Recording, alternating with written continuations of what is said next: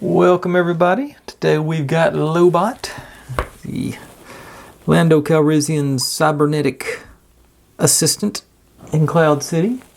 Evidently this little doodad allowed him to interact with the central computer at will. Got the fluffy pirate shirt underneath his vest here. Quite a bit of discoloration on his arms. I do remember them being white. And he's one of those where his head is... It turns about that much, but then it feels like I'm forcing it, so I don't want to do that. It seems like in part of the expanded universe, I remember reading a short story focused on him, but I can't remember.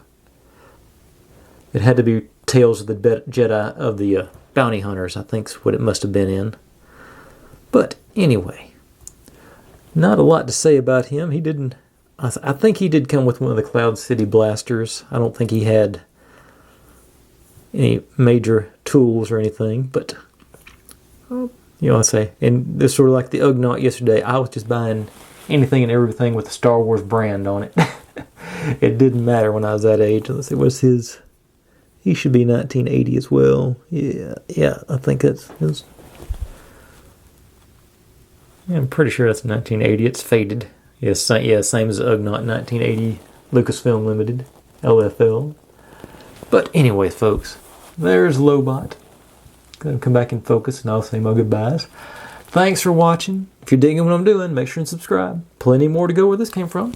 And this was actually the last of my Empire characters, so we're going to move into Return tomorrow. Thanks for watching. I'll see you next time.